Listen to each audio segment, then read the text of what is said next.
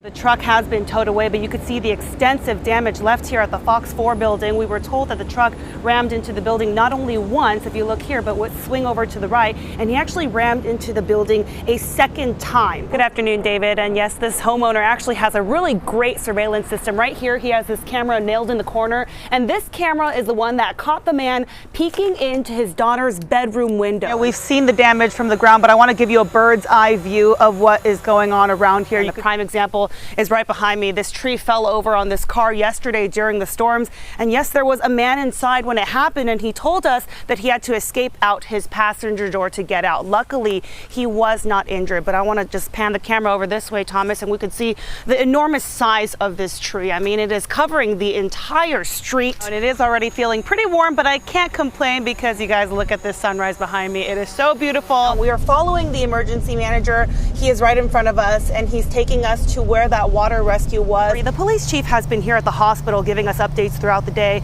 and he describes this morning's scene as mayhem. Right now, several law enforcement officers and even other agencies are here to support Officer Hull as he fights for his life.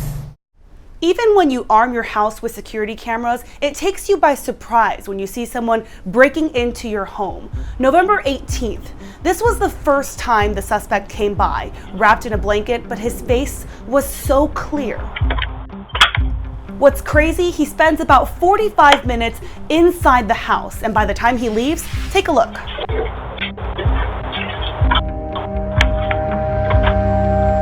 It is already bright outside. Get a good look at this man's face. He takes off with a bicycle and a backpack full of stolen items. The family was out of town that morning, but less than 10 days later, November 26th, he strikes again. This time, a mother and her daughter were home. It's 3:30 before sunrise, and the video catches him to my right, where the mailbox is. The man is rummaging through their mail after he already broke in. What isn't caught on camera, I'm told the man was inside the daughter's bedroom and that she was too afraid to scream. The sound is faint, but the brave teenager tells him to get out. She pushes the man out the door, where he finally runs away. For their safety, the family is choosing to not go on camera, but they want to get his face out there. So if you're watching this, share it with everyone you know, and if you recognize him, call police right away. In Dallas, Tiffany Liou, Channel 8 News.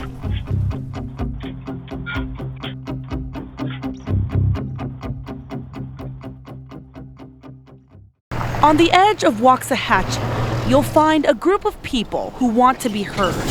Let's stand up.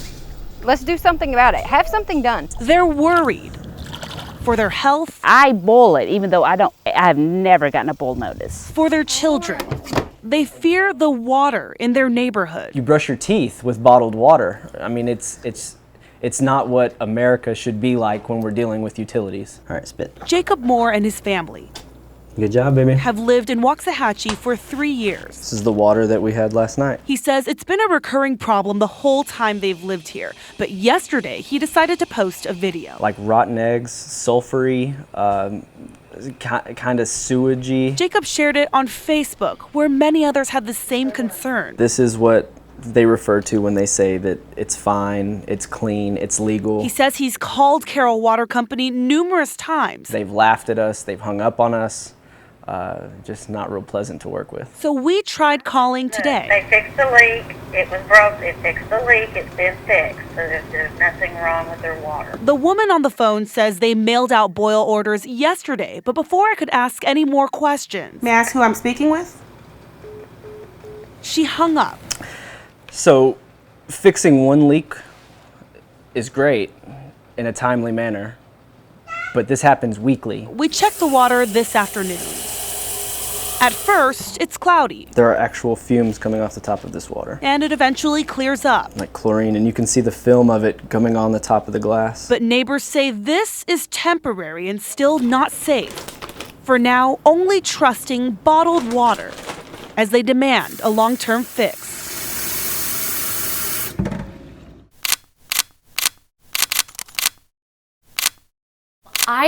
I used to, when I was younger, make my mom be in photo shoots for me.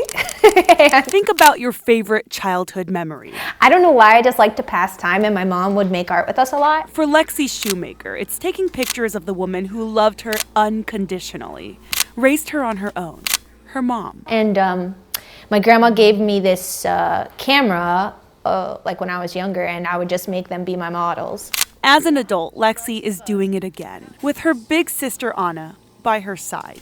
Just like when they were kids, their subject is still their mother, Elena Shoemaker, dressed in all sorts of colors and poses, props and wardrobe. It was funny and it was charming, and it was something that we would have done when we were kids with my mom anyway. You see, when they were young, these photo shoots were just a hobby. But now every snap is a way of freeze-framing a pain millions of families share every year. I guess I feel a lot of pressure to make it fun. Elena has Alzheimer's disease. She's entered the phase of 24-hour care. In Elena's last few days, I want to make it a party for her. It's been a struggle for 10 years. It's a continual grief process. Every day is you're constantly seeing this change and shift. So the shift doesn't seem all the time so dramatic, but when it is, it's a big drop. This photography project reframes the disease. Healing, transformative art project. They call it All's is Fierce. A sister project, for sure. Lexi and Anna invited me to their home for the closing chapter. Today is probably our final shoot with our mom. Surrounded by bright colors and quilts, their mom, Elena, laid in a bed of fresh flowers. When she passes, she could look down at them and say, "Oh, this looks good." These intimate photos show other families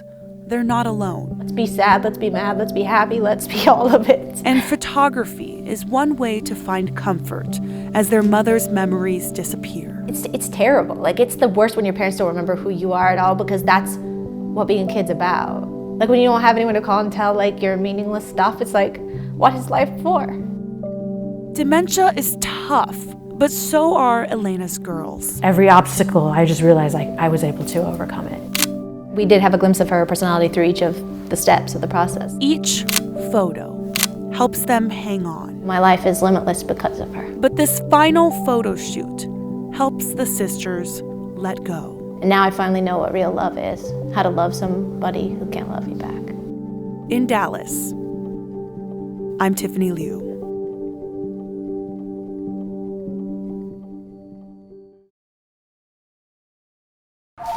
Owning a business is a big step for Chris Liou. It's just always been a passion of mine. He opened the doors of GSA Coins and Jewelry in November.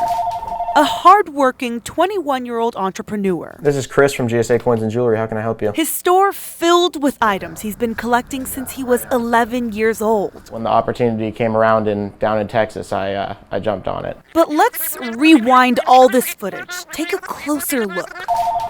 Today, he's walking in to a boarded-up front door, cleaning up glass after a devastating burglary.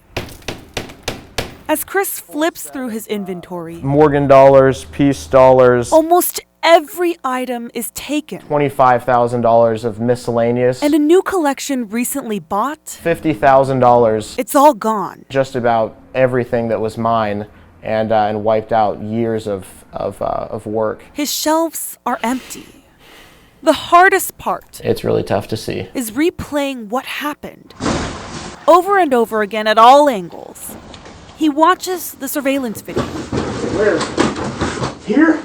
Listen closely. What are you talking about? The burglar isn't acting alone. What are you talking about? I don't know.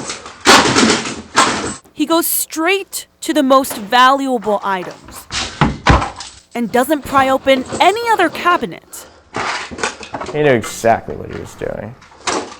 This young business owner is crushed, It's just rotten. I don't know the words to say. afraid he will have to close the store he always dreamed to open. That's just everything to me. In Corinth, I'm Tiffany Liou. Turn around. It's a circus sometimes. We have 2 dogs and 2 cats. And we have 2 kids, yes. Kate and Paul Miller have a full house, but they say there's always plenty of space for more.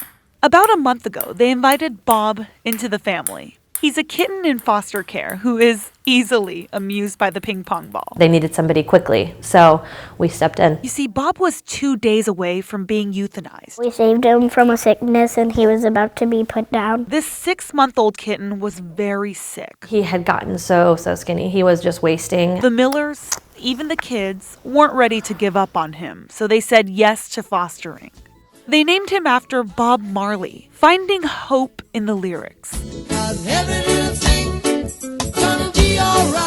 That he would be all right. My baby. Bob got the treatment he needed. Cute little amputated tail. And gained back his weight. Thanks to his fosters, he's healthy and now ready to find a forever home. Just warm, cuddly love bug. For this family, it's worth it. Even their 7-year-old Georgette knows how fostering can change a life. They don't get put down because animals are the best things that God made ever. What's even more amazing? Yeah, we've fostered Red, Deuce. They've fostered 23 dogs and cats. Oh, Pixel, Swatch, and Doodle. And found all of them an adoptive family. Tonk, Grizz, Panda. It brings so much to our life because our kids are learning in a very small way how to love something that is not theirs and that they know is going to leave. And they love it. In her own comforting tune, it seems like Bob knows everything's gonna be all right. In Kennedale, Tiffany Liou, Channel 8 News.